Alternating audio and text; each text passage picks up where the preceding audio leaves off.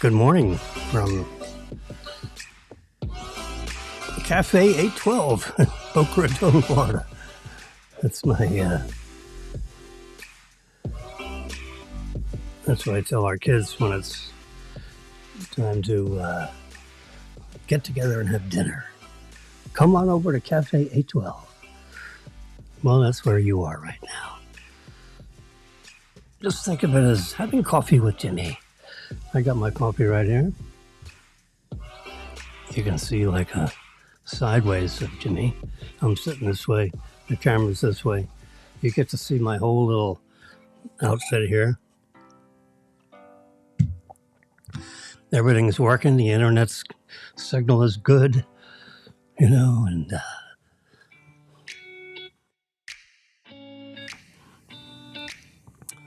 yep, you hear Epidemic Sound Instrumental, which is our royalty-free instrumental with a soundtrack of about 3 hours. It's good, though. Oops. We have to switch cameras because I like to be on the right side of things. There we go. Remember, we have two views. You have to tell me which one you like the best. So if I crop split again, you see how that is? Now you see the whole view of, what we got here. You can see the time over here. And we check the time again over here. That's connected right to Apple Central. Oh yeah, they get that right off the satellites. They're all synced to the atomic clock. Apple is very anal about having the right time because they make these Apple Watches, and they want everybody's secondhand is synced all around the planet. The sweep secondhand. Yeah, they all sweep exactly the same. You might have a different hour on it. All right. Yeah.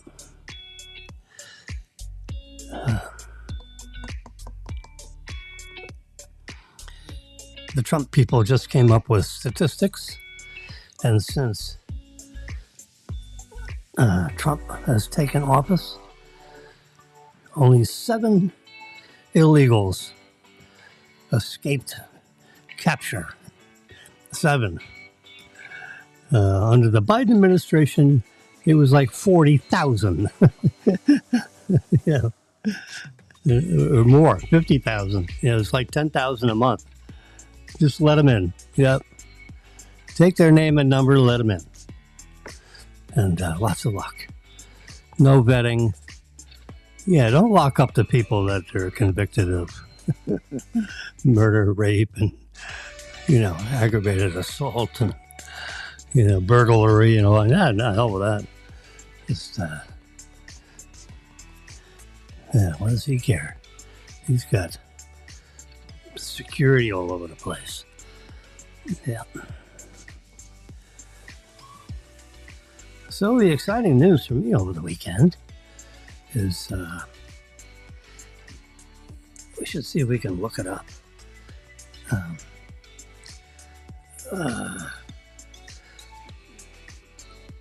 The open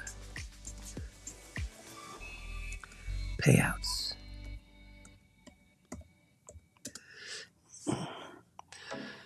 Let's see if that works.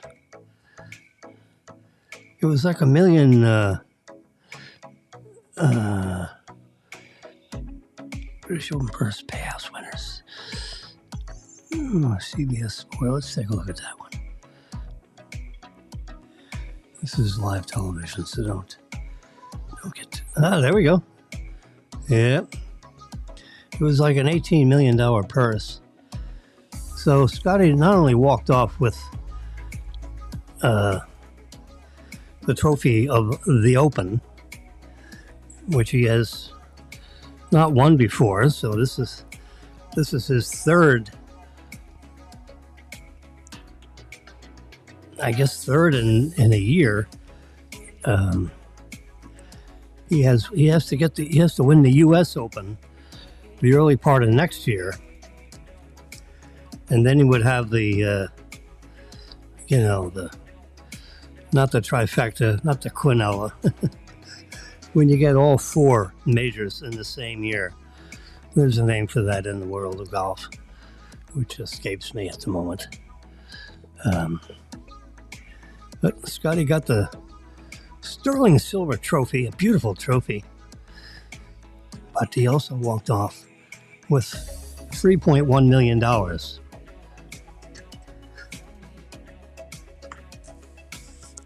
Yeah, they get about 18% of the purse, for future. So, if you win by a putt or something or other, look at the difference between first and second. $1.4 million. That's an expensive putt. And then if you miss second or third place by a putt, it's $600,000. So people I know in golf, I used to be an avid golf person. Look at that. Fourth place gets $870,000. Third place gets $1.1 million. So yeah, it's a couple $100,000 a putt. Rory is seventh place with $512,000. The fans were really cheering for old Rory, but he, Scotty, he started off ahead by 4, and he ended up ahead by 4. He was actually at one point ahead by 8 or 9 in the middle of the match, or in the last day. But for the fact, after 7 holes, I think he was ahead by 8 or 9. So he just kept on going, leaving the field, behind, so to speak. As it's hard to catch up. When you got a guy like Scheffler who's, when he's on, he wins about 28% of the matches. That's a heck. 1 out of 5 he wins. So 1 out of 5 tournaments he walks off with $3 million or more.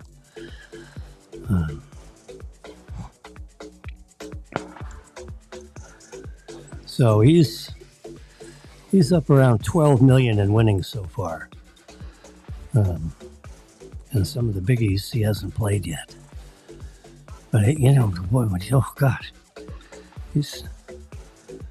Rory's got a better golf swing, in my opinion. The little I know.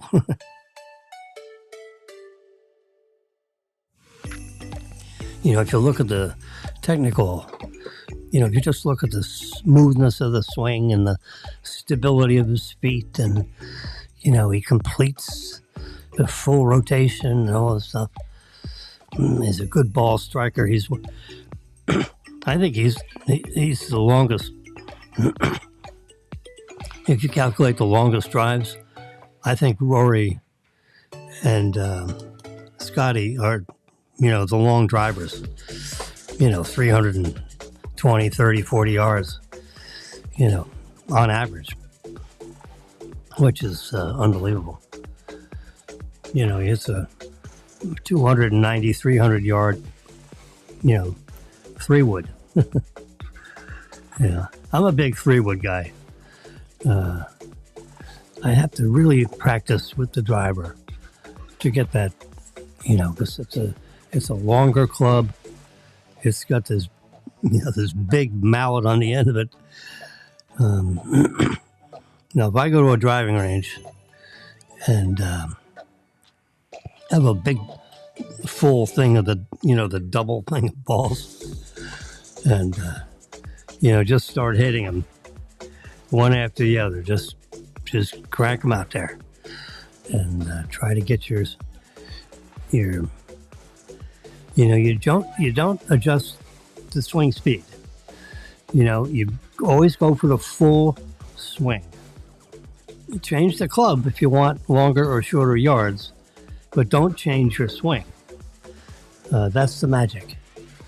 So the timing and the flexing of the shaft, they have all kinds of different flex ratios. It's a real complicated thing nowadays when you go in and get fitted for clubs. I mean, they have this computer stuff. So you get up on the thing and it's got cameras everywhere and sensors, and it tells you your swing speed and your club head speed and the arc of the ball and the apex of the ball and the yardage, resultant yardage. It's really quite interesting. But there's nothing like going to the driving range and just pumping them out there. I mean, I was driving one night with Larry Marchbanks, an attorney friend of mine, and he's a good ball striker. He's real good, but he's like a scratch golfer. I'm like scratch my butt golfer. Yeah, I'm like the best I got was like a 10 handicap, which, what the heck? I have a job. You want to get into that scratch golfing, 0 handicap. You got to hit balls 5 days a week. Now, you don't have to necessarily play 18 holes. You don't have to necessarily play golf on the golf course. But if you're not on the golf course, then you go to the driving range and hit, 150 balls on the golf range. And you can really get yourself synced up, So if you play once or twice a week, then you got to be on the driving range, 3 days a week, 4 days a week. If you do that and you're, under 55, you get 70 or 80 years old, you just don't have the, your back is all, you're just old, It's tough to be a scratch golfer when you're 80. So what you do is you watch golf when you're 80. 80 or over. So, our favorite for the last 3 years has been Scotty Scheffler. And he was really, he was like 8th or 9th. And he just climbed up, 8th, and then he was 7th, and then he was 6th. So by the end of the day, he was like up by 4, and so he kept on being up by 4 or 5, Thursday, Friday, Saturday, Sunday. And he was up by 4 at the beginning of Sunday, and he was up by 4 at the end of Sunday with a score of 17 under par for 4 days of golf. 17 under par. 4 times 4 is 16, so that's 4 under. A little more than 4 under each day. That's the way it was,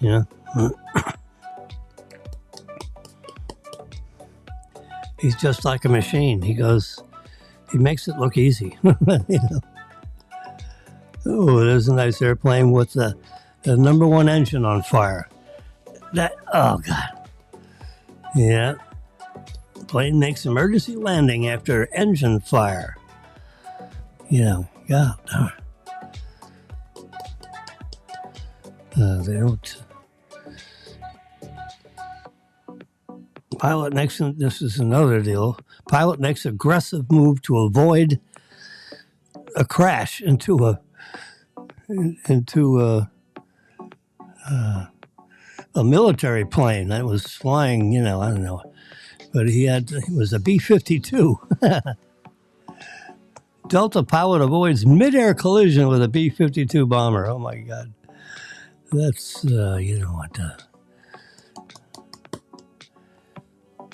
yeah, that's.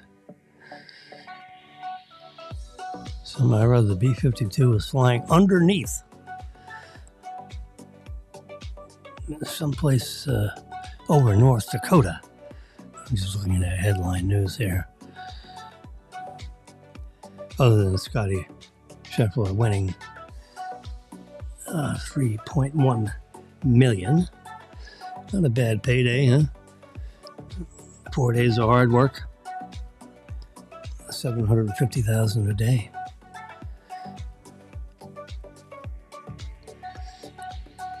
When he has a bad day, he makes $800,000 because he'd be down here like in fourth place.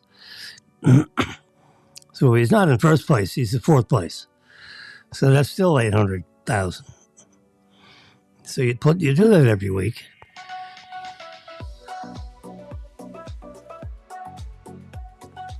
It adds up to real money. I go back to my photo. I should. Where was that? That was here. U.S. Open purse payouts. Let's do a print screen on that. So if someone asks me this question, I don't have to go on. Internet is beautiful, isn't it? You can just. When I was a college student, then you had to do research. Research, you had to go to the library. You had to, there's the trophy that, can I just do a, there we go, save the photos. That saves a lot of U.S. Open champion. The 100, this is the oldest championship in the history of golf. Yeah.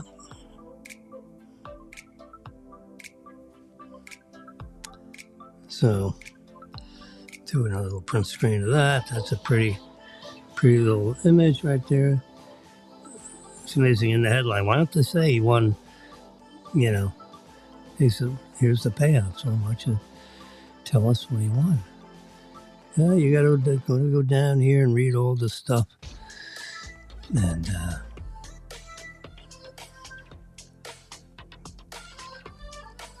that's amazing. Ricky Fowler, $249,000 for 14th place. When you get down to 10th place, you're Russell Henley. I mean, when you got all these guys, chasing you down, 350,000.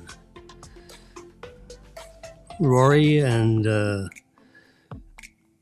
Schauffele, they make 451,000. Schauffele won the tournament last year. Scotty wins it this year. He's on a tear. He's 29 years old, I believe. It's not bad. You're basically 29-year-old.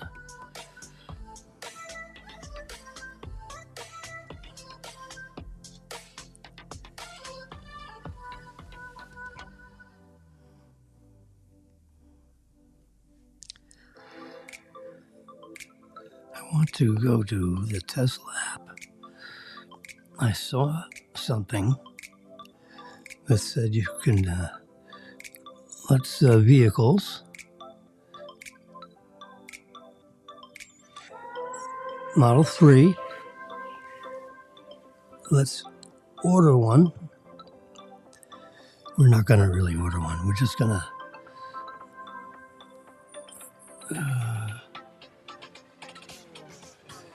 we're going to look at lease.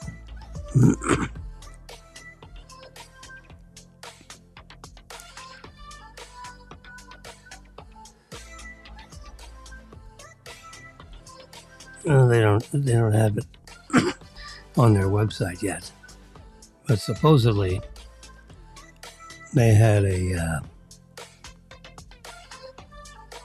they have a super long range, like 400 or 500 mile range, and that's what they really need in the battery. And the battery technology is such.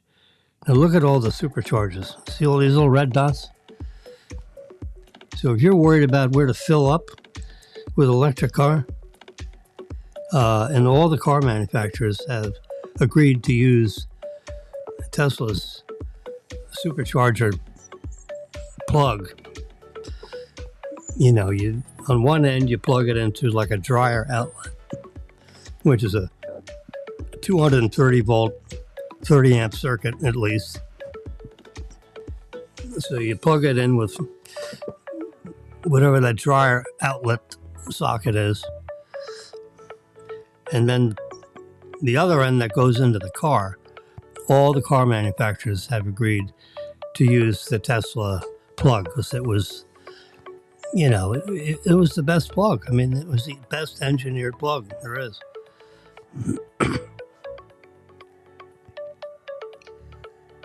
31,711 places to plug in. And Tesla, has spent a decade of time and effort.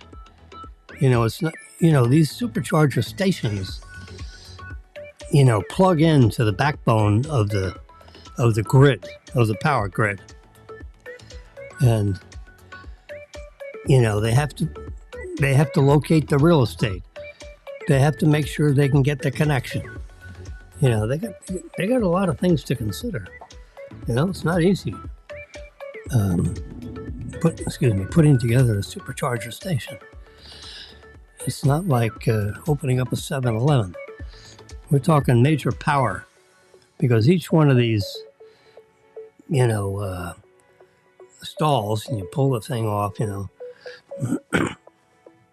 it's like pulling the gas thing off. You pull up and then you plug it into the car, and in 15 minutes you got yourself a couple 100 miles of range with the energy that is put into your fuel tank. Don't think of it as a battery. That's like scary, because you can't fill up a gallon worth of electricity.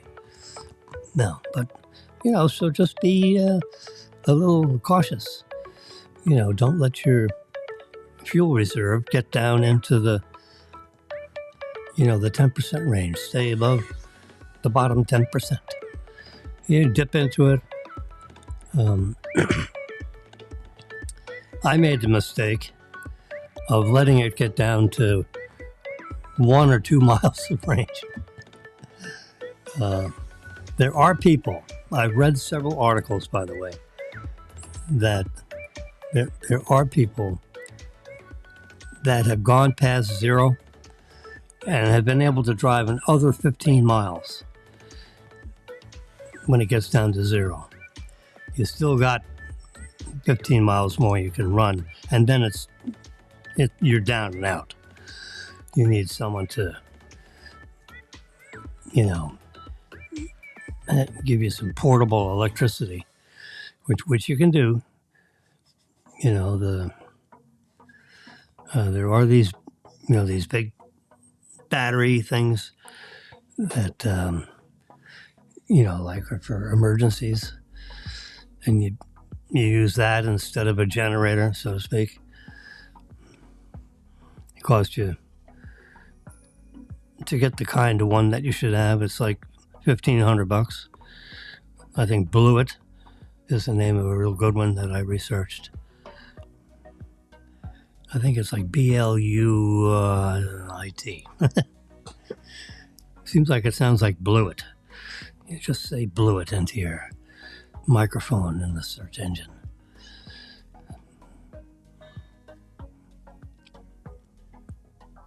But you can throw like 20 or 30 miles worth of range if you have one of those Blueit things in the trunk of your car. Yeah, it'll do that.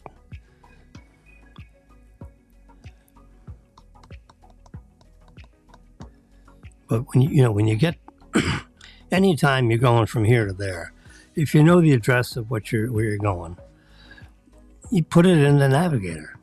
There's like a thing called a navigator. It's up on the top of your screen, on the right side of your screen. Top right, navigator. Type in your address.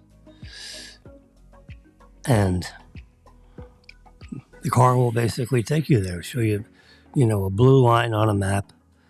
And not only that, but there's a little icon that looks like, you see right here where it says 26087. Yeah, 26,000 charging places in the USA. Oh, I guess I expand the view. 31,600 stations that are shown in this map right here.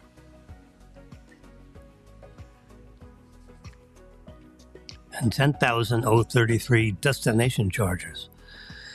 Like if you were to go if you pull into the Boca Hotel Resort and Club, there's like 5 or 6 charging stations right there on property. If you go into Hyatt Place parking garage, right, 2 streets away from Cafe 812, from where I am speaking right now, up on the 5th level of that parking garage, there's 4 or 5 charging stations up there. So when you valet the car, you say, "Hey, could you go up to the 5th level and plug me in?" And if there's an open spot, you can get a charge while you're, having lunch or dinner at Louis Bassi's, which had a fire, and it looked like they were open. It seems like I saw lights in there and, people getting served outside. I'm sure they're being served outside. They're probably being served inside.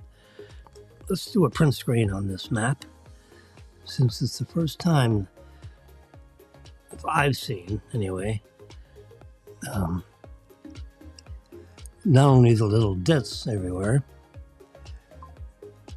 but whatever is showing on the map, it tells you there's 31,665. So you can zero in, see, I think. Let's see how this works.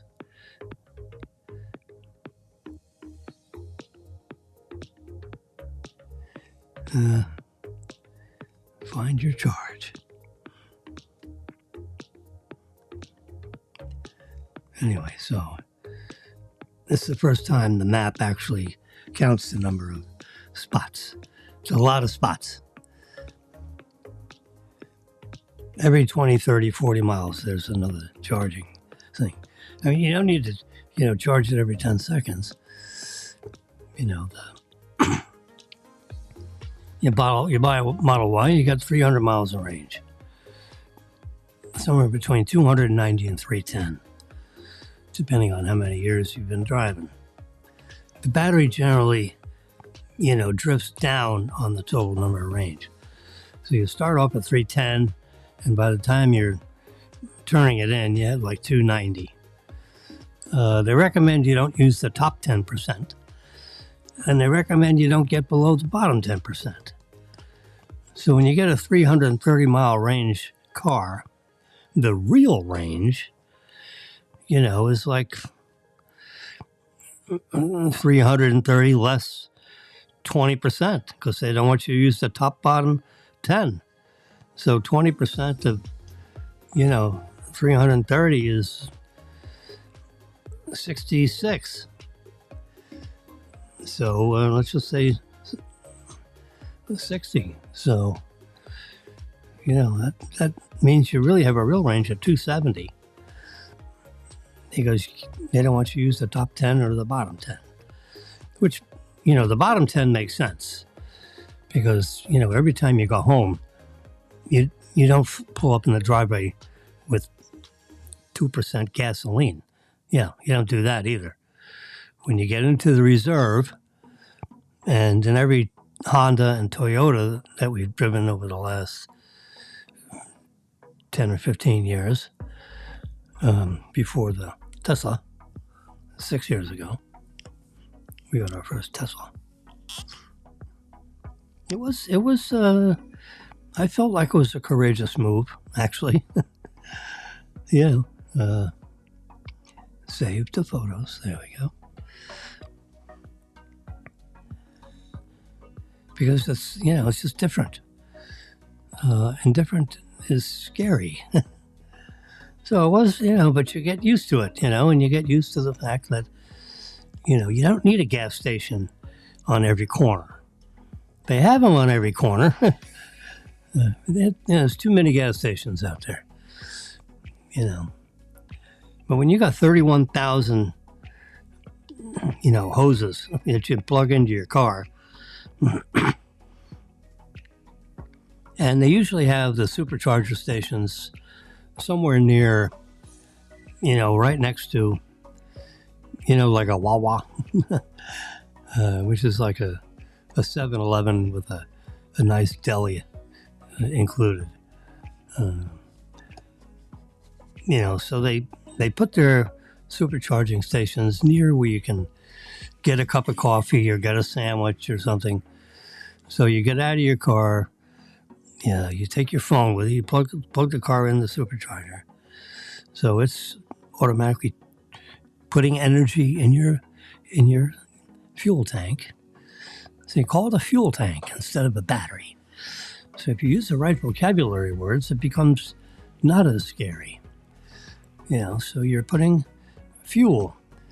The other kind of fuel is iso-octane gasoline. Iso-octane gasoline. So instead of iso-octane gasoline and, burning an aromatic hydrocarbon, which is what it is because it smells, right? Aromatic hydrocarbon, a benzene ring. Any of that ring a bell? Well, rings my bell.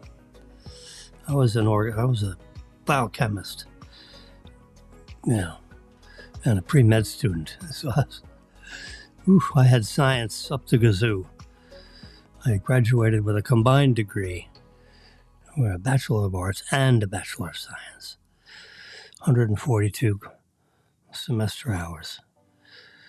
142.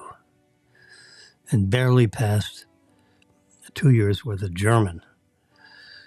To get a chemistry degree, you had to do the research in the old German reference books. Can you believe it? Yeah, give me a break. That's what you had to do. Anyway, there's a supercharger station every 10, 15, 20 miles. It's usually attached to, a place where you can go get a cup of coffee, a nice Coke or Pepsi on ice, get back on your road trip if it's a road trip, or if you're just, commuting back and forth to work. There's always a place. Now we're lucky enough we happen to have a plug right on a column right next to where we have our parking place.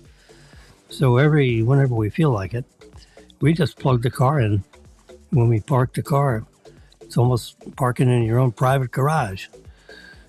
I made friends with Dr. Brian, who was assigned parking place 266. He agreed with the property manager to pay $2,000 to have electric brought to the column next to his parking place. So that would be exclusive to him because he paid the $2,000 to bring to bring the conduit to the breaker box in the building and run the conduit out to the column, which is probably a 50-foot run and come down a column, which is, you know, a 12-foot ceiling. So, you know, there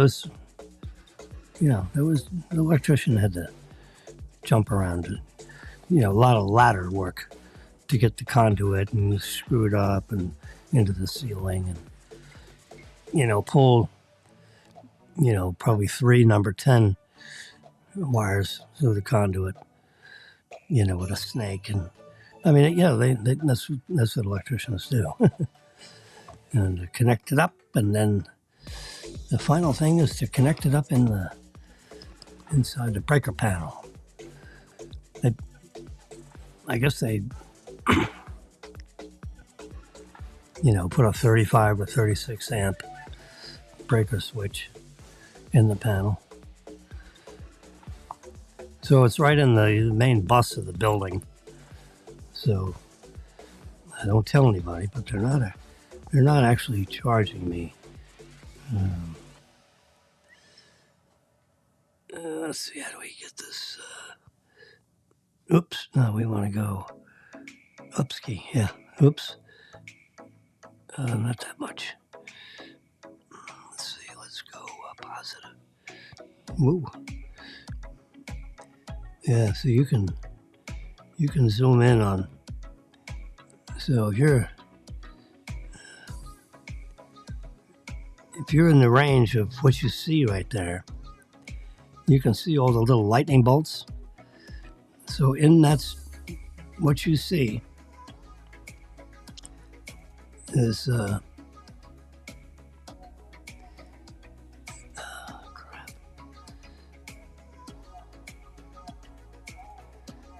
Whatever is visible is what you get.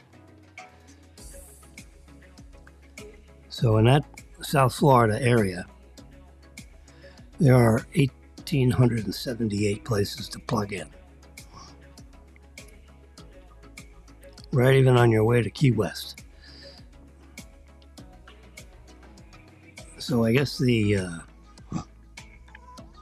red ones are superchargers, and so there's 711 other places that are not superchargers.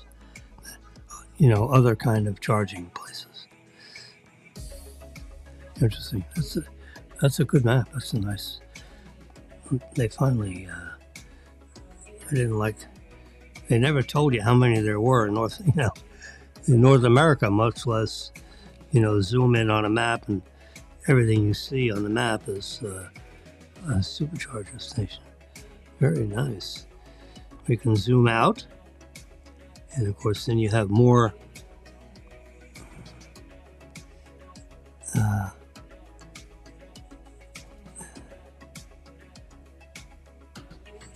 don't know what this does.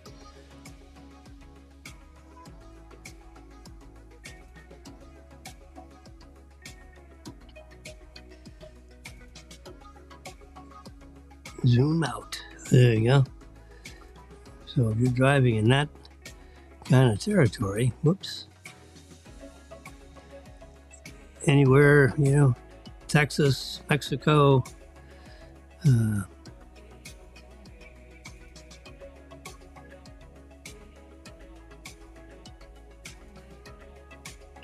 very nice. Everything you see. What you see is what you get. So, the whole southeastern seaboard, you got 9,266 superchargers, and you got 4,200 other kinds of chargers. It's not a problem. This is interesting statistics. They finally have, you know, given you a good idea of, you know, what charging spots you got.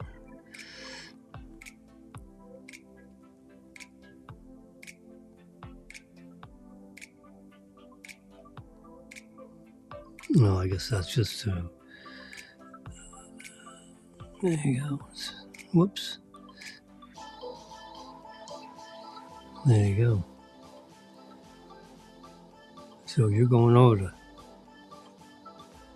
you know, Atlanta, Georgia, you know,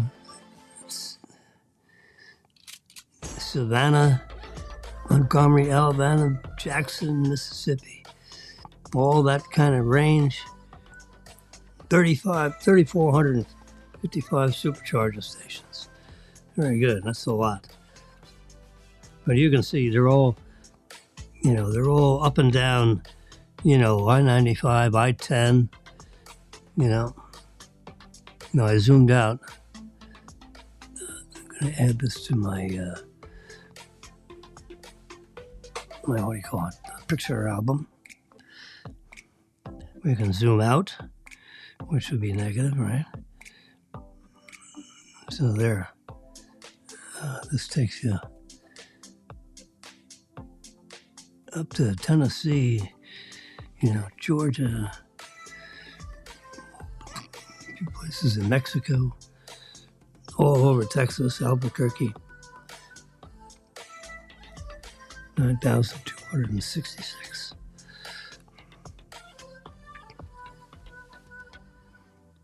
So if you stay there, current battery technology, it'll take you,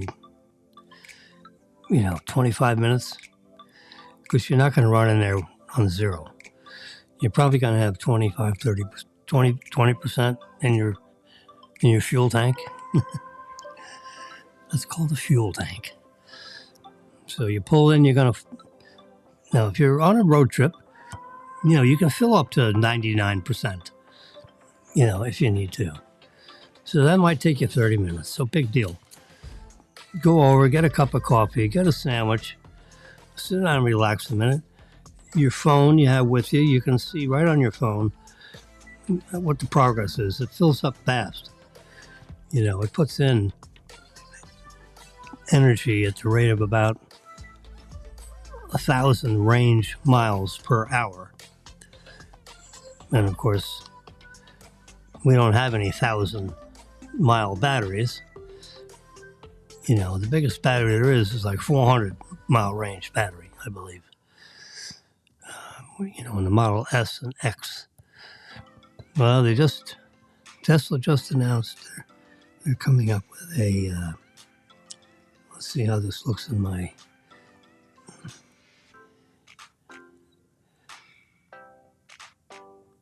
I saved them into my photo album. They should be in here. Scotty Shuffle. There we go. So the whole country, 31,000 units. Oh yeah, so there's 1,878 units for basically Florida up into the Panhandle. So I zoomed in a little tighter, 9,200 in kind of the south United States, going all the way over to Texas and Mexico. And we zoom into Florida. Everything, right up to Montgomery, Alabama, and Savannah, and Jackson, Mississippi, over to, Houston. 3,500 charges, 3,455.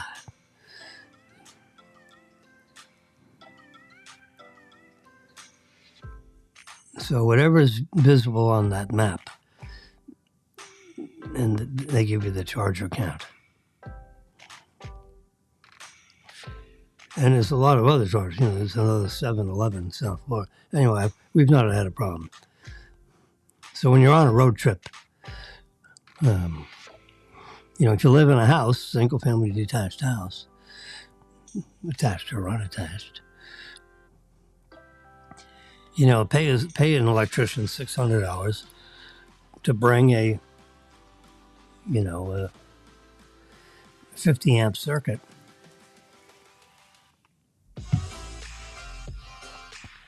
to one of the Tesla things that you can hang on the wall. That's $500 for that. and you pay, $600, $700 for the electrician. So for $1,200, rounding up, you have a nice charging station right in your place.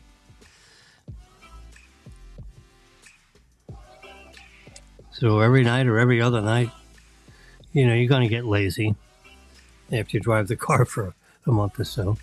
The first month, you want to fill it up all the time. You don't need to do that.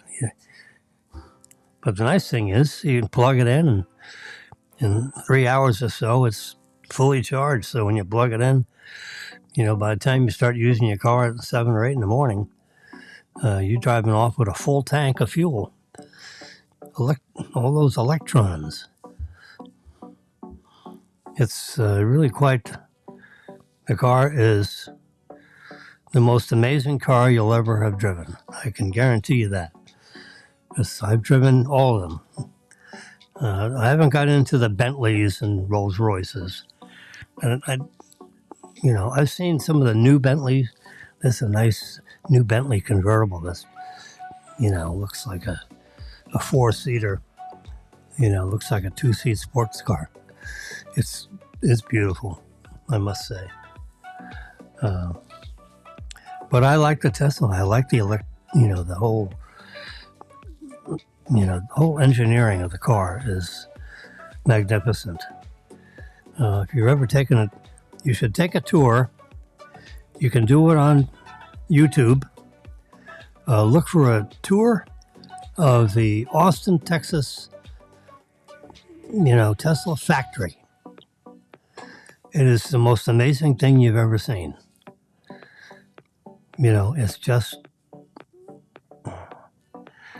It's mind-boggling.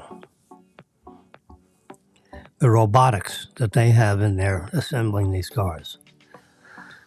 The automation.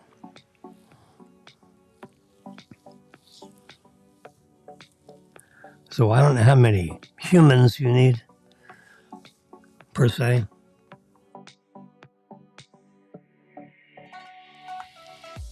In a given Tesla factory.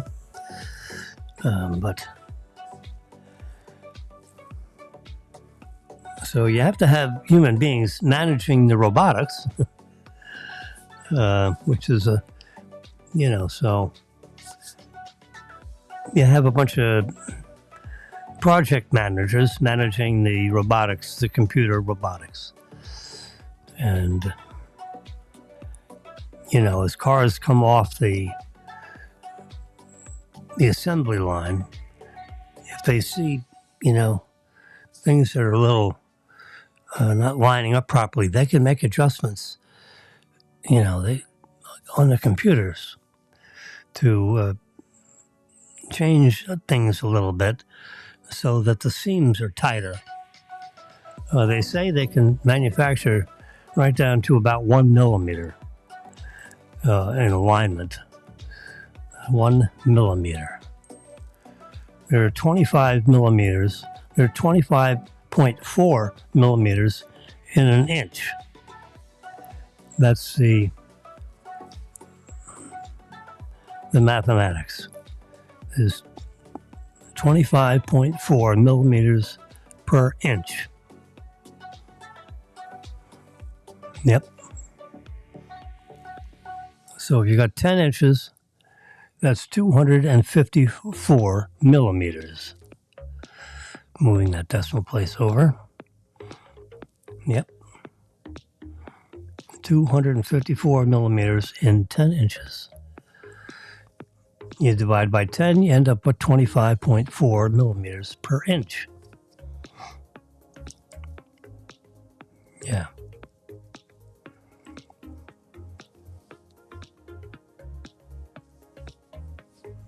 So now Tesla is manufacturing humanoid robots. Humanoid because it has like the silhouette of a human. It has 2 legs, 2 arms, a head, similar to a human being, a chest cavity, which is full of batteries, and some control interfaces on the front and back of the robotics, and yeah.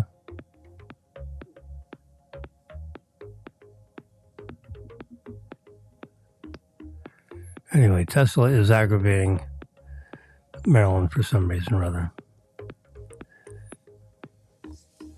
Don't know why, but so I've got some nice graphics in there showing how many charges there are, and they're showing on the map.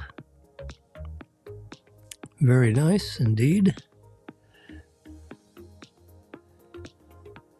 We back up to show the whole country. Oh, that's pretty much the whole country. 31,655 chargers.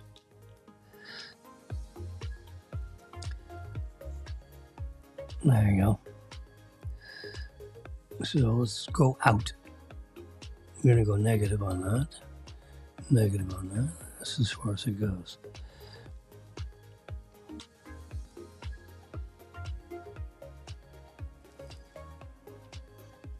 Okay, I just learned something.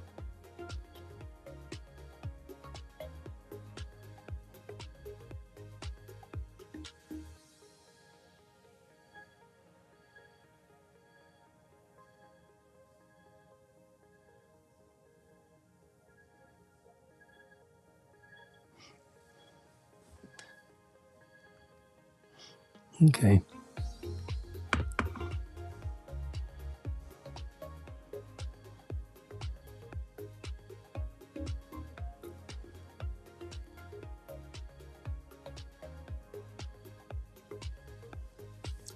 This is as far back as I can pull it. 31,750 spots. It is truly not a problem. If you take a little road trip, you can see, like in South Florida, if I can go, let's see, I gotta go over and down. Go down. You see there's a whole, you can see where I'm running my finger up the middle of the state. That's going right up 75. And then on the East Coast, it's going right up 95. And then you got I-4 going across the state. There's another whole bunch of dots going across there. So everywhere on I-95 and I-75, you can stop and fill yourself up. If you're on the Florida Turnpike, they have superchargers right there in the Turnpike. They got like 10 or 12 of them at least. Right as a Turnpike place to pull in. Now, the nice thing about the way you pay is there's no swiping of credit cards. When you use that nozzle, if you're using the plug that Tesla provides,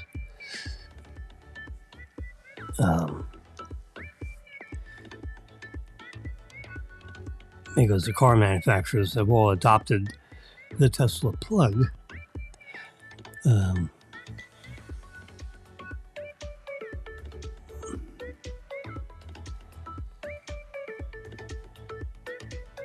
You just pull right down there and you push the top of the plug on the charging thing. The little trap door opens up, you plug it in.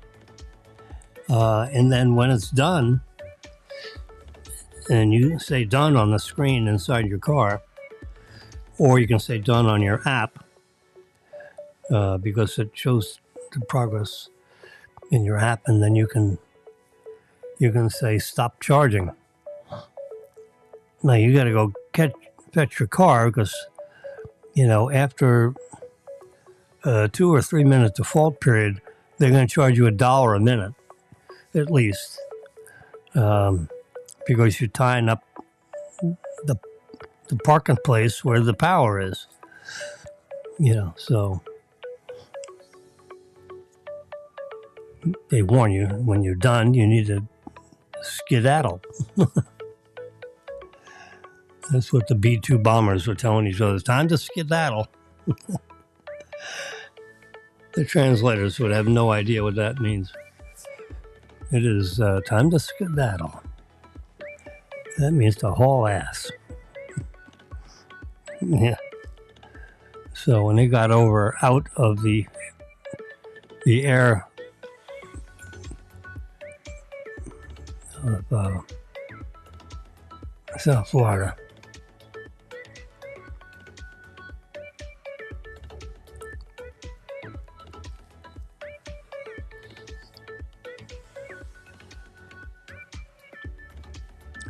a lot of money is needed to build those charging thingies connected to the grid on real estate. That's either close to, I guess they're neighbors. If they're neighbors,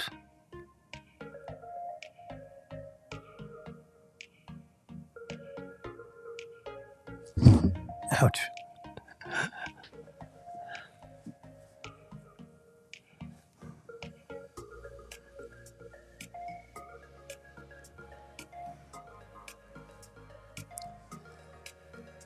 I'm sure they don't have anything with the Model Y yet. Let's just give it a look-see. Yeah, I just have the long-range rear wheel only. Range is 357 miles. That's the biggest range you can get. All-wheel drive, it knocks that range down to 327 because you got an extra motor up front. So you're getting more. The reason why it uses up range is because you got 2 power plants instead of 1. I mean, rear-wheel drive is really enough. That's the way the cars used to be made. You save money and you save.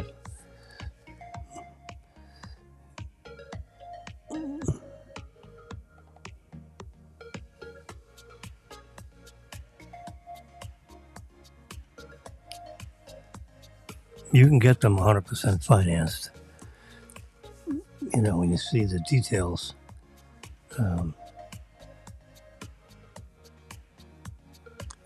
Let's see, the black, diamond black, or the red, that's even nicer, I think.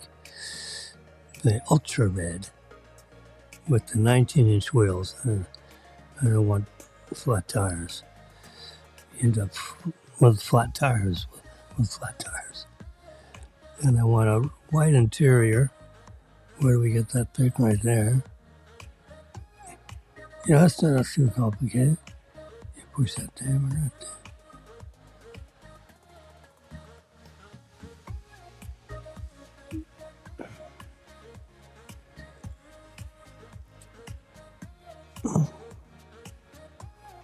So I picked the white interior. I picked the rear wheel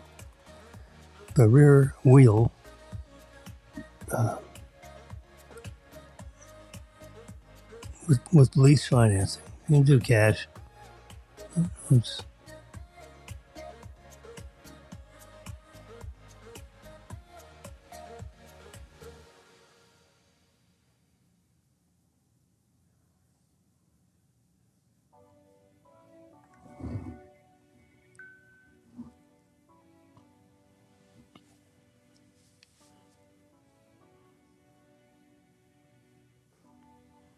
Oh, emails popping up.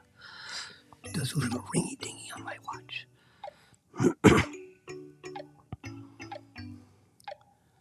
So the red is $2,000. The white is another $1,000. The white interior is quite amazing. There's the black interior, and the white interior just brightens up the whole car. It's a fabulous material. It's, you know, like a synthetic leather kind of a material, if I had to guess.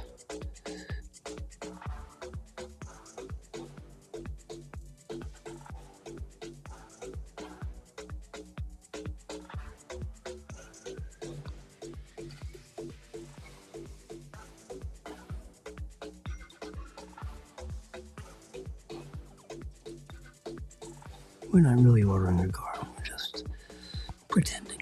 But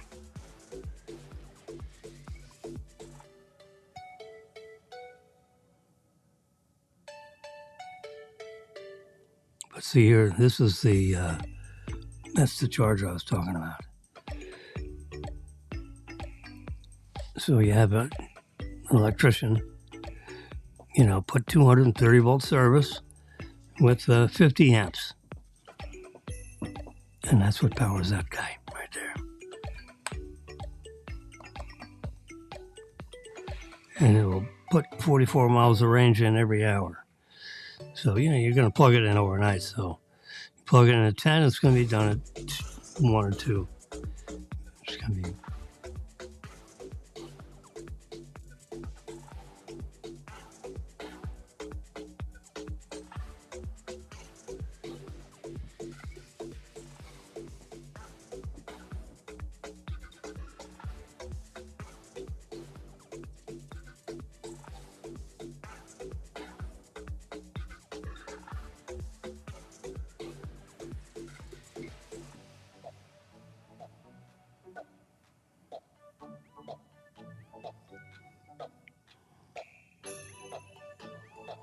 There you go.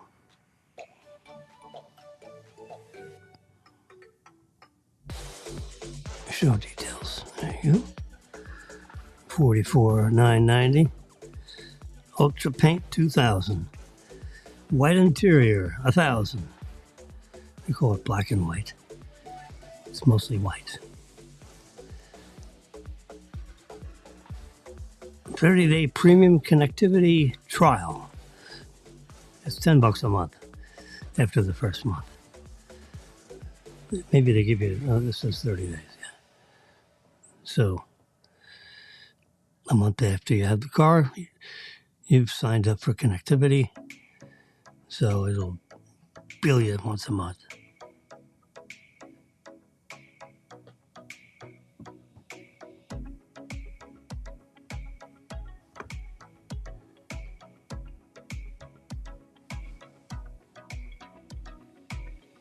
$250 due today. Anyway, so whatever credit card you use, you can pick whatever you want, but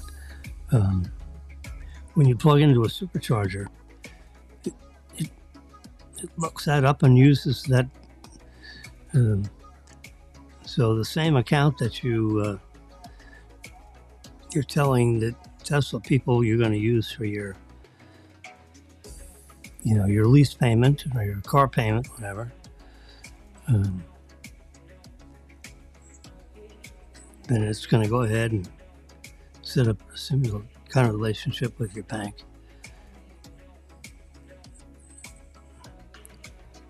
I'm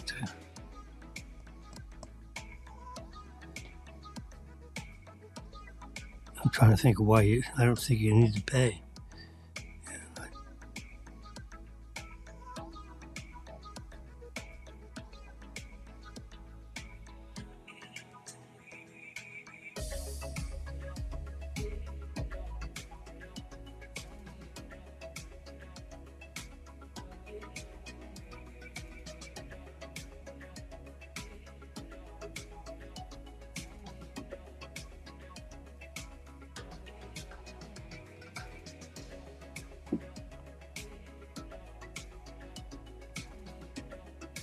No.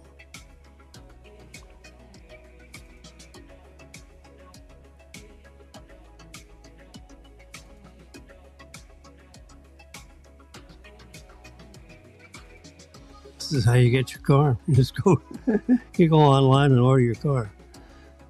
Be available in 2 to 4 weeks to my zip code.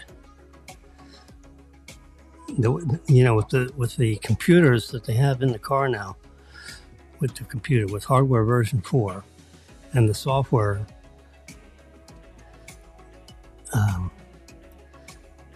it drives itself out of the factory and it can drive itself directly to your address. You don't have to go to any kind of a dealership or whatever. They drop the car off right in your driveway. All of a sudden, there's a red Toyota, a red Lexus or Tesla sitting in your driveway. And it bills your debit card for whatever. And it bills it for your due today, $250. It's non-refundable. Order fee. So in the pricing details, when you look at the lease, trying to see where you do that. Seems like it's down here.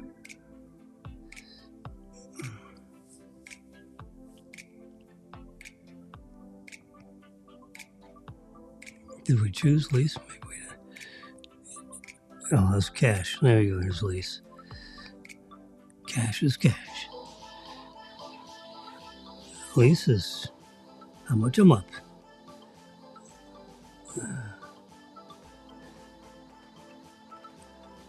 Edit leasing. See, they have.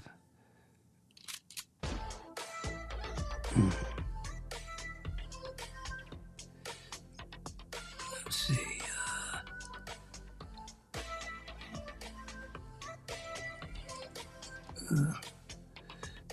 We'll put $500 down.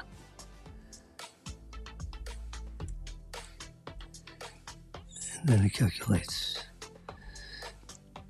So your lease is $468 a month. Let's just say we put $250 down, which is the leasing fee. There you go. $476 a month with $250 down. Due at signing, $1,421. That includes all your state and local taxes. Disposal fee of $600 something like that.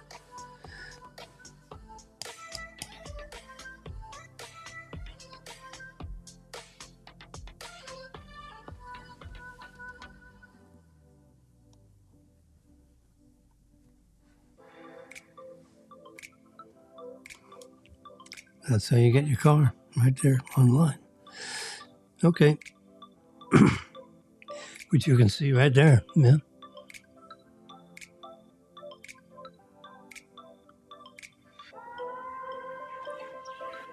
We just lost Facebook. This is a Simulcast on 3 networks. But it's 2 now because Facebook took a powder. Here you can see, whoops, I thought we could see Truth. Yeah, there it is. That's Truth Social. I can push, let's see what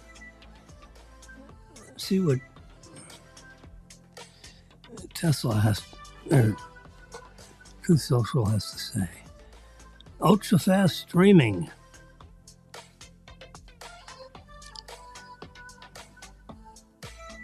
They're schlepping service now for, I don't know.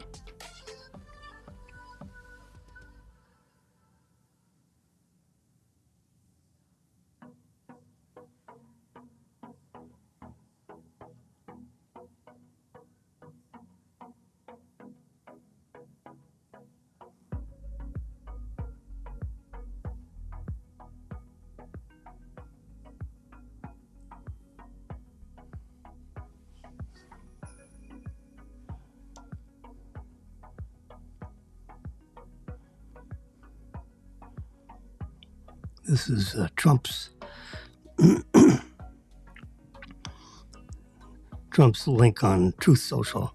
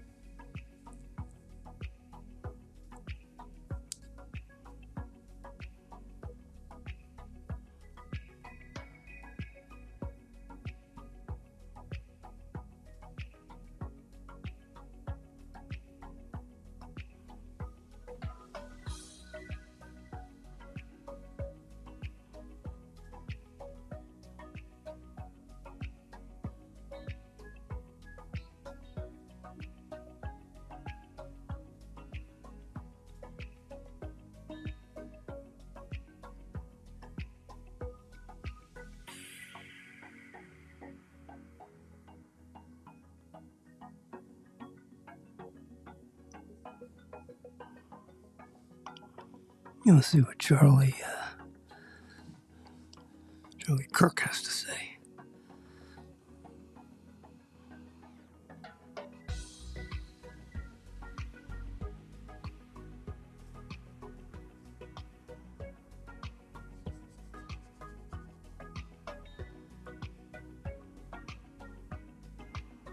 He's the one that sent me some pocket United States Constitutions.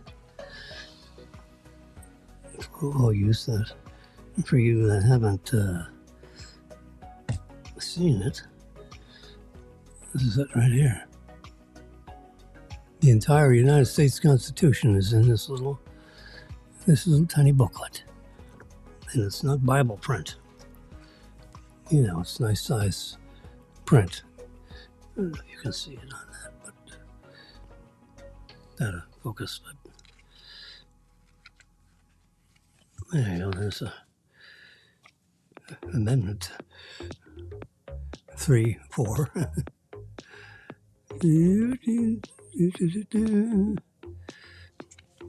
It's got all the amendments. Yep. It's got every darn thing. So when they say Article 2, Section 1, you go right here. Yep. The whole thing is 70 pages, including all, I think, 27. Yeah, 27 amendments.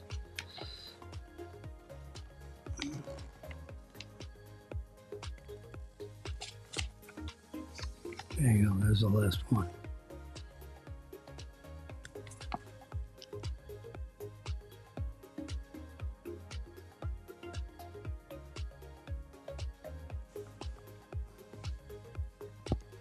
So no law in a particular Congress should take effect until the next term. In other words, if Congress decides to give itself a raise, unless there's some crazy big number, the electorate could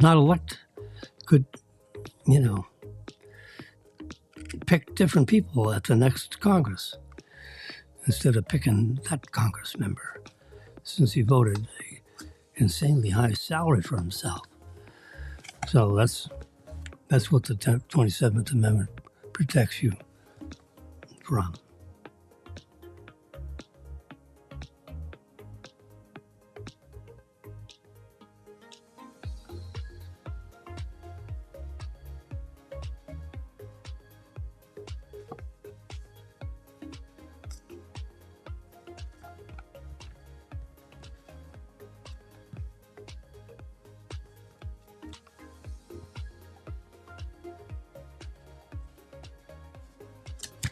Anyway, anytime I go out to lunch or dinner with somebody, I bring a copy and give it to them.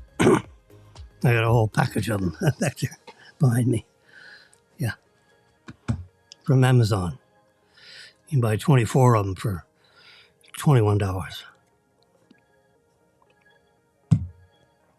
About 80 cents for the entire U.S. Constitution and all the amendments.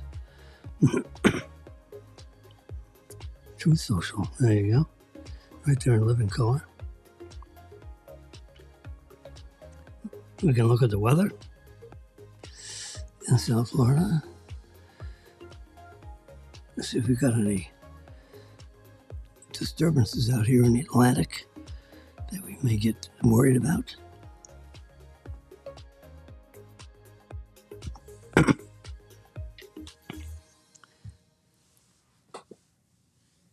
It takes a couple minutes too, but there we go. See the clouds.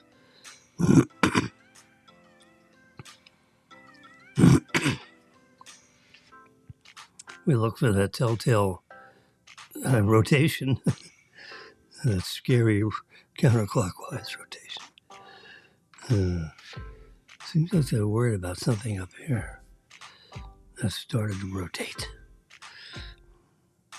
It becomes some kind of superstorm.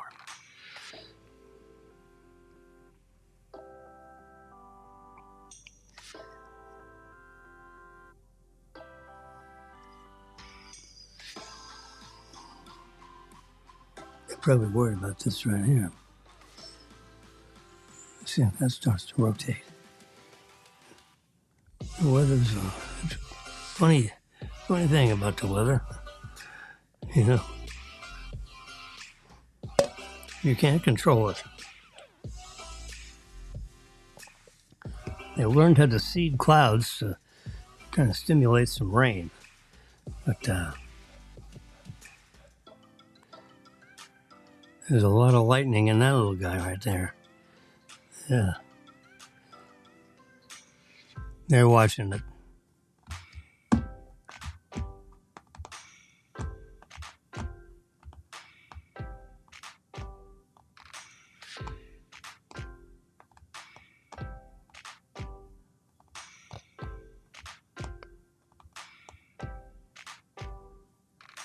There you go. You got the whole weather. What else we got down here?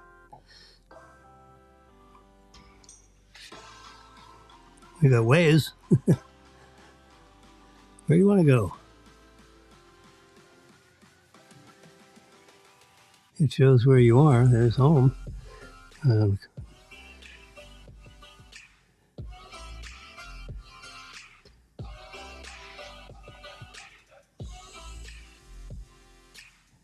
The interesting thing about Waze is it'll show you, if there are any speed traps. I'm not a speeder, so that doesn't matter to me that much, actually. Let's get rid of that. So where to? All right, let's go to work. So it maps out where you are and where you're going to go to get you to work.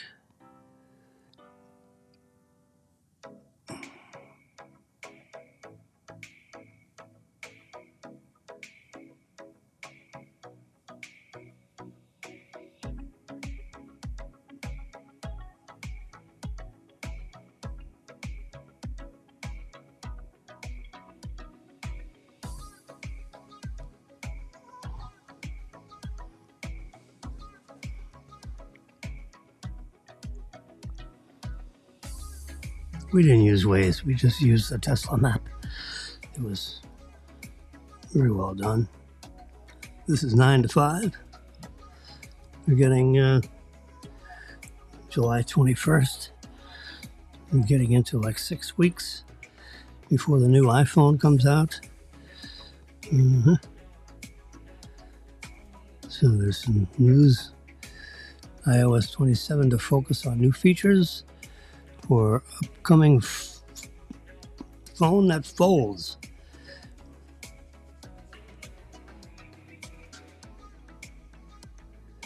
And that's, I don't think that's a this year event, but you could be surprised. The possibility of it is showing up in an actual update of the iOS system. So that's it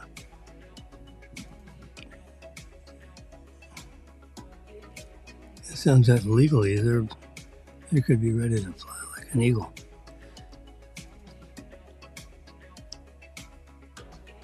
There's a story about the iPhone Air, which is super thick, about 5 millimeters thick. It has it doesn't.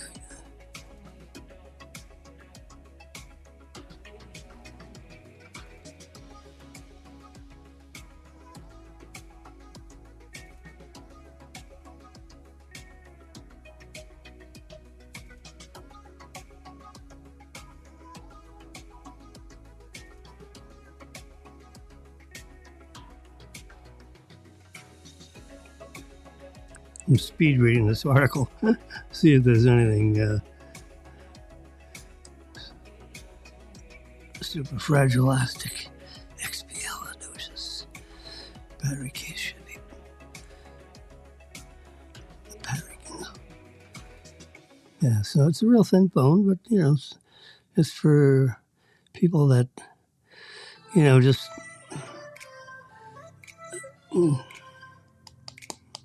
use the phone for phoning. I use the phone for everything.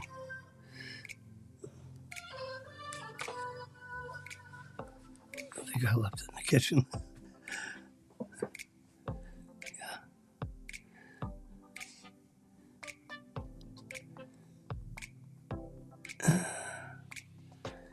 So now you got artificial intelligence. So, see for programmers and so forth.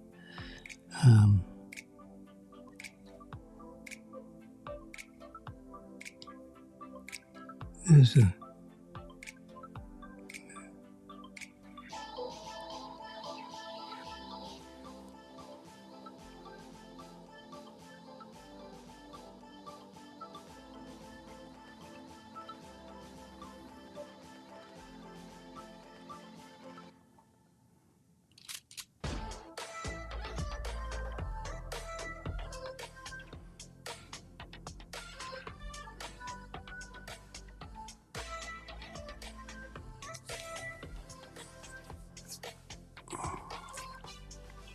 Yep, it's coming on.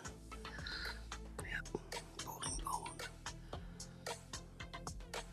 According to Ming Chi Ku, this guy is one of the best Apple rumor people. He's connected right up in the echelon somehow. He gets information, keeps it close to the vest. Foldable iPhone is said to pack approximately 7.8-inch inner display.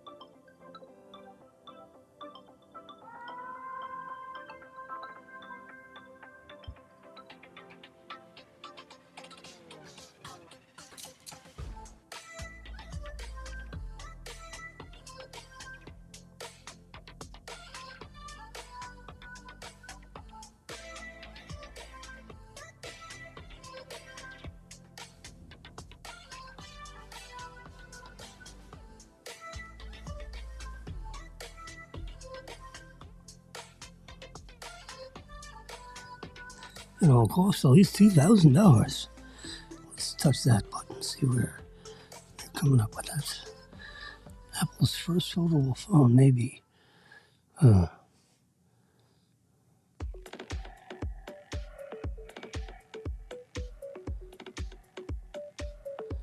crease-free display. No creases, but lacks Face ID, and it'll cost $2,000.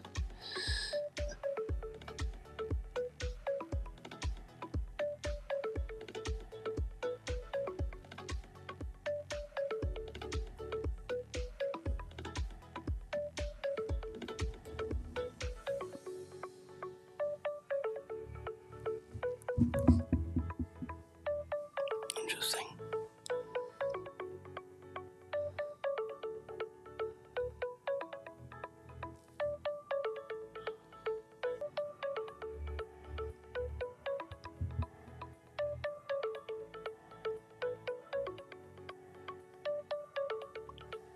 So I'm going to have a 7.8-inch display when you open it up. But on the back,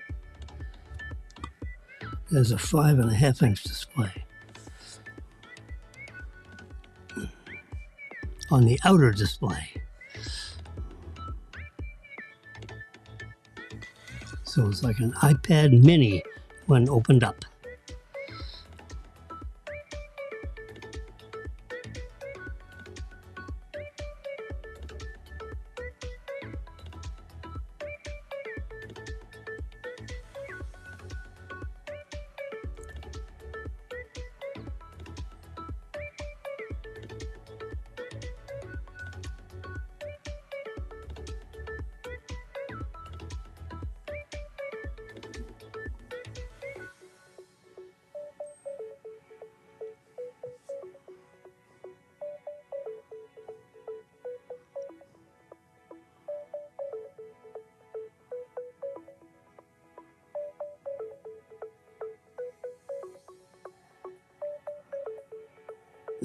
That'd be quite a deal.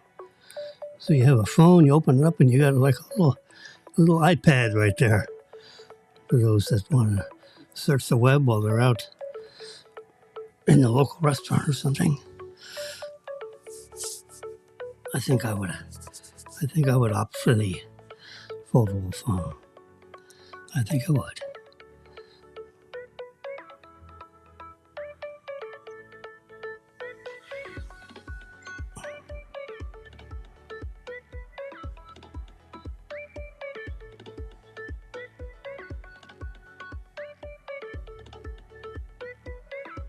Give me an expando view there.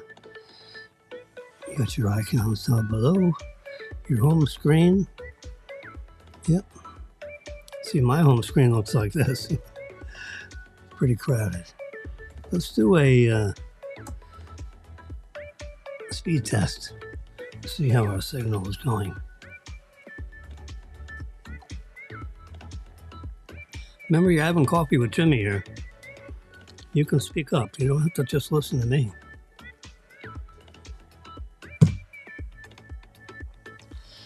.296 megabits per second down.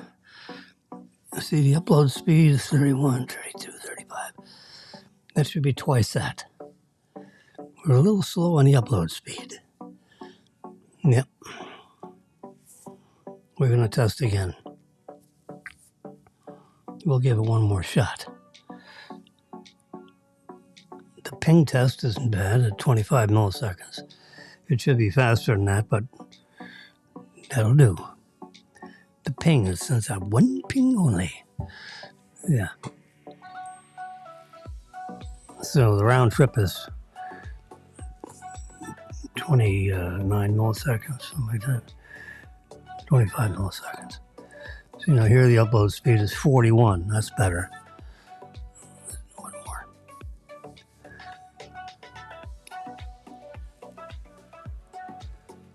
The system doesn't throttle. I mean, we're supposed to get 2 gigabits per second.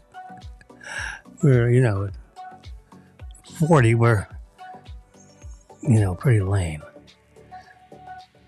37, 36, 41. No.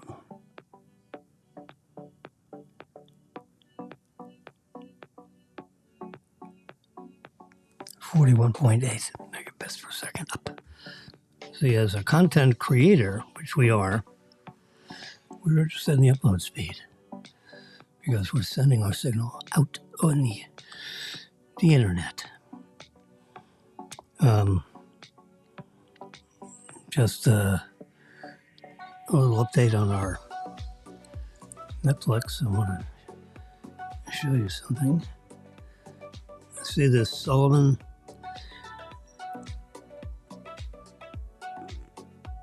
Sullivan's Crossings? No, it is? Yeah. That's a good, let's just touch that one. Yeah, there it is. This is a good one. It's got 2 seasons, 10 episodes a season. So you got 20 41-minute segments, and it is really quite good.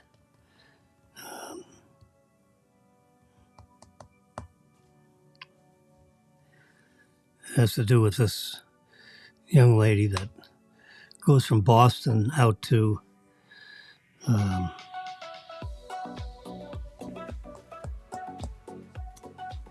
this nice rural setting with water and birds and tweeting birds and little salamanders and the competing forces of wanting to be where you grew up out in the wilderness as to being in the big city as a neurosurgeon. And her goofy boyfriend she had with, lived in the city. He kept on this, and I want to take care of you, this and that. And the guy presented her a ring and she refused to take it. That's one of the first times I've seen, in a show, when someone gets on the knee and presents a ring, that the girl said no, or she didn't say anything. She just refused to take it. It was really, it was a good thing too, because I was, please don't get engaged to this slime ball. I mean, he was also he's a thoracic surgeon or something. I don't know, but he was a schmutz. So that's a good one to Solomon's Crossings. Because you watched Animal Kingdom, it comes up all this other stuff. Because you watched Solomon's Crossings, you like Virgin River. The way they have like a guitar between scenes and all that, the picking the guitar.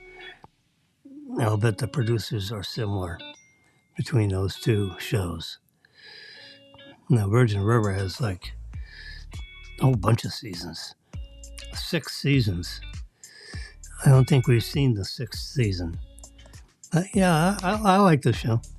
And after a couple of episodes, you get to, know the characters. It's really, I like, these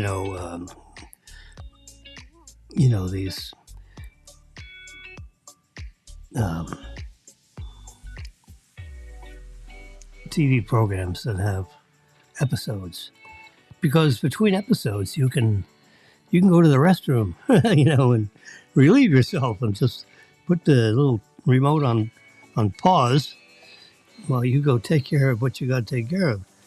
Whereas, you see a whole movie, you can pause the movie. But I like the, the thing with the episodes is you get, a bigger, longer show. And if it's a good show, you want it to be, longer, where you develop the, you dig more into the characters. We watched just about all these. We are Netflix people. And because, if you watch a certain show, Netflix then sorts through all the rest of the shows. Because you watched midway, then you're going to like all these, And then here's the top 10. Untamed. I don't know if we've seen that or not. We've seen the number 3 one. That's the Solomon's Crossing. Amy Bradley is Missing. I don't think we've seen that one. Waterfront, we've seen that one.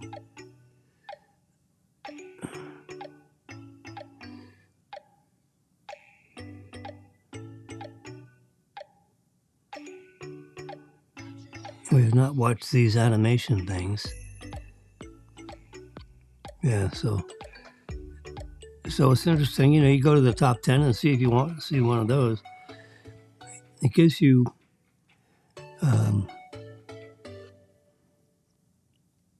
because you watch the Royals. Royals is good. You want to watch that one. That is a good series. You really get to know the characters on that. It takes a couple of episodes to get into it, but gut through it because it's worth it. I remember Game of Thrones. I mean, that was like, by the time you get into the 3rd season of that, you're worn out. But it takes you a couple episodes to get into Game of Thrones. But once you get into it and you get to know the characters, we watched Game of Thrones, the whole series, twice.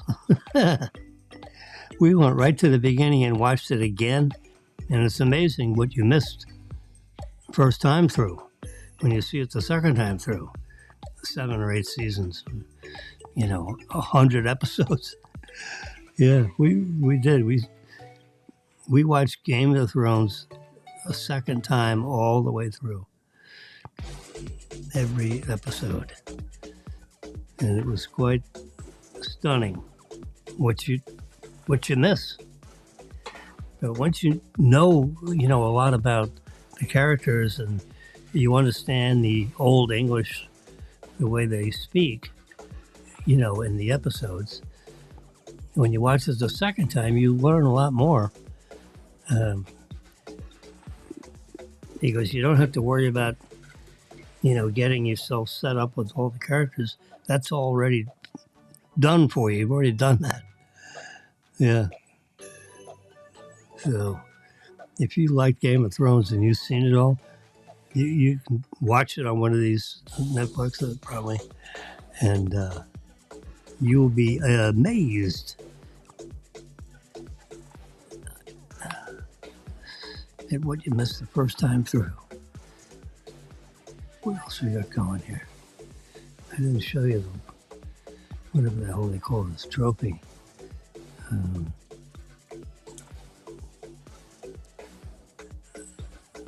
There we go. There's the trophy.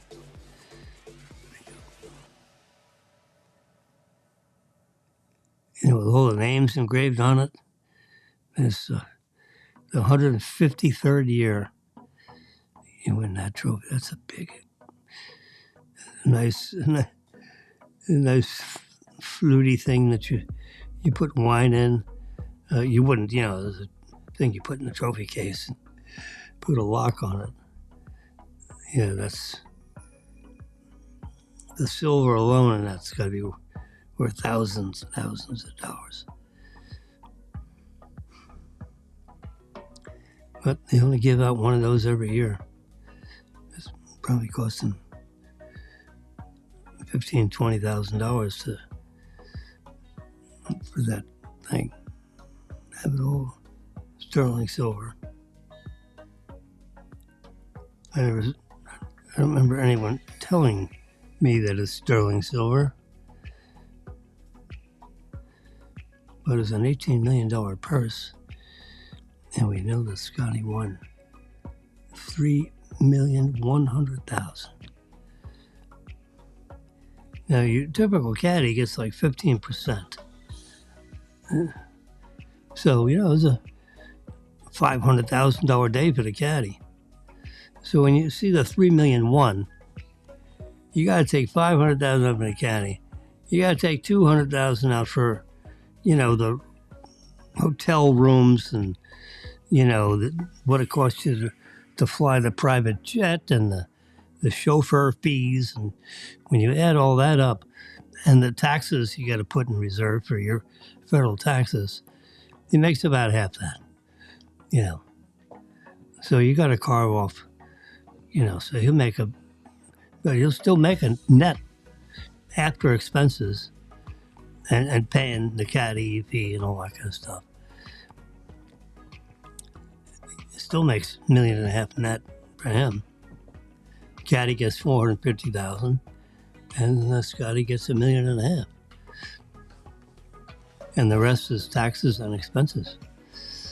Yep, I did a little research on that. Yeah, I sure did. I did a little calculations a couple weeks ago. Now they're coming out. Apple's coming out with the M5 chip, which they're going to put in their new iPads the beginning of 2026, I believe, is the plan. Ouch. Trump wants to reset the value of the gold reserves that they have in Fort Knox and all that. They got tens of thousands of these big 8-pound or 20, whatever, those big gold bars that are worth $800,000 a bar. He wants to reprice that to current values of gold. I mean, gold's like over $3,000 an ounce, and the government is holding those reserves on their balance sheet. When you look at their financial statement, at $42 an ounce. Well, that's ridiculous. It hasn't been $42 an ounce for 25 years ago. You know,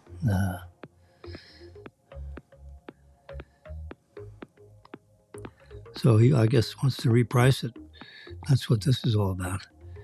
He says we should revalue America's gold under the United States Code, Title 31, Section 5117. Washington has the power to reset the value of the gold on the balance sheet.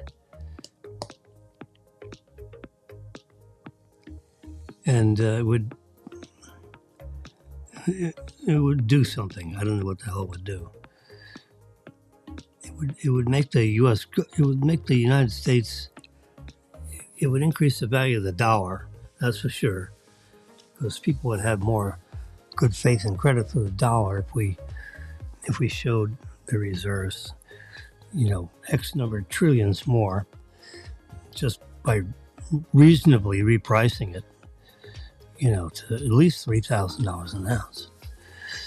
And you would have, trillions and trillions more on your balance sheet, which would, in the face of the large deficits that we have, which is 34 trillion, you'd end up with a whole lot of trillions of dollars of valuation of our gold just by repricing it to, $3,500 an ounce or $3,000 an ounce, whatever number you want to use. $41 is not the right number.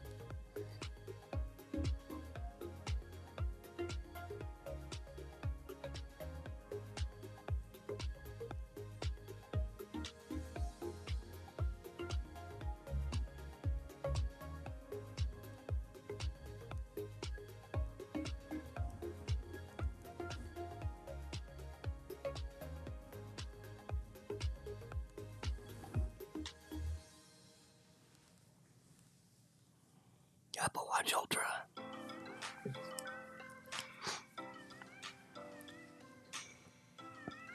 I think if I get another Apple Watch, it'll be an Apple Watch Ultra. If they could just, smooth that out a little bit. It's a little bit, but, everyone wears bulky watches these days, so it's a little bulky, so I wear a bulky watch like everybody else. This is the Apple Watch I got right now. It's not so bulky.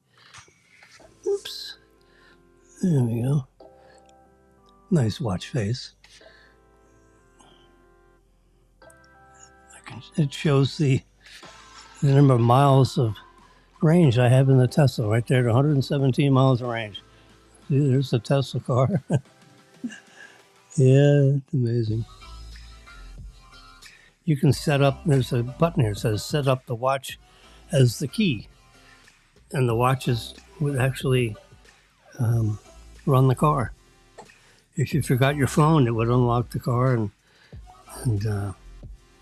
it would sense your watch. If I have the sense to do that, I should do it. Why not?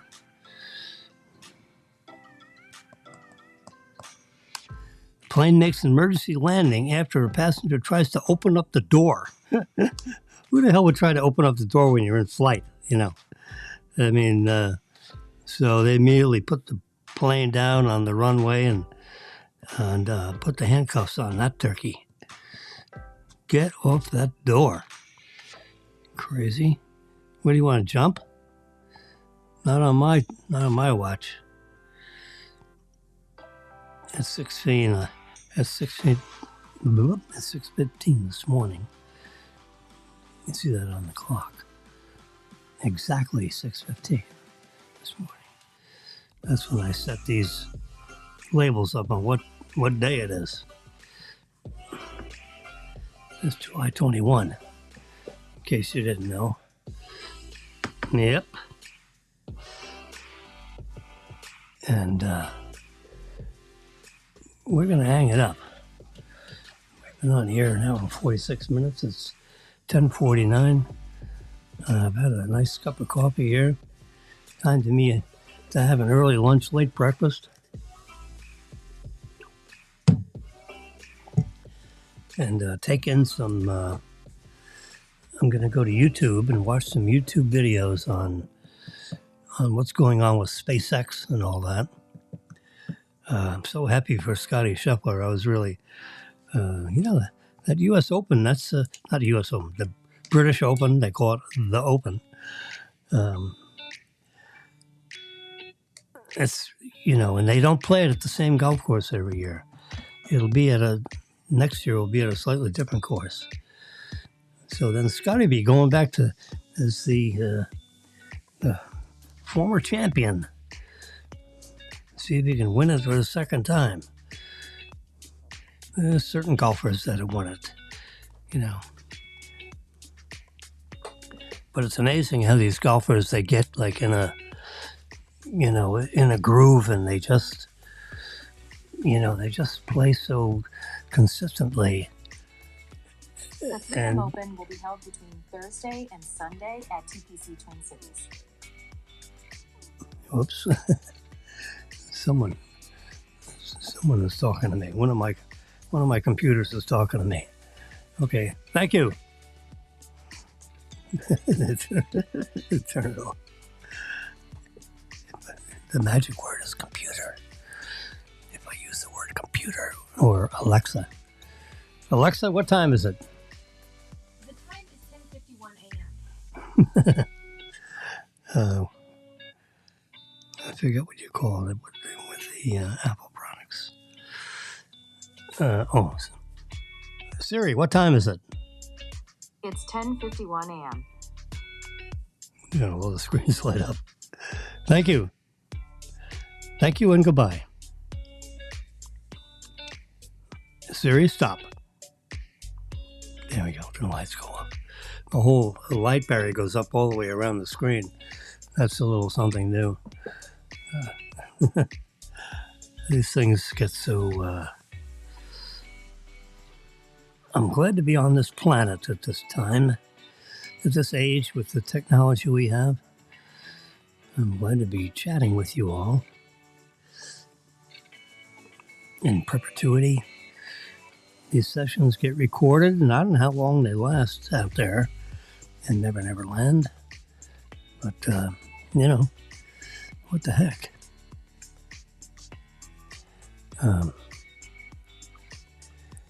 I've been here servicing you for about 450 of these episodes, ever since I could figure out, number one, that I wanted to do this, and number two, that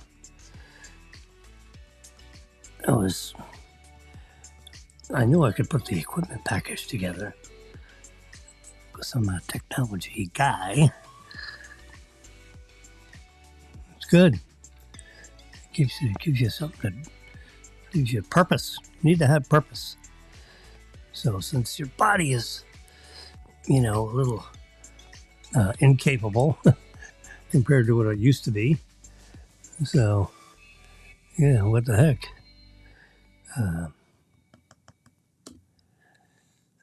So I do these every day at 9:03 a.m. because I start actually going live at 9. It takes a couple minutes to get going, to log, get the different things synchronized and simonized. You have to make sure your internet signal is strong enough. So I do that speed test because that throws some signal, particularly on the upload side, to get the network ready for me. Because we need about 10 megabits per second to Simulcast this over 3 networks.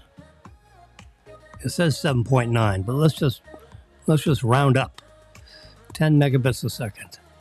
So when the speed test says 20, you're on the edge of wetness on as far as one of the networks bombing out on you.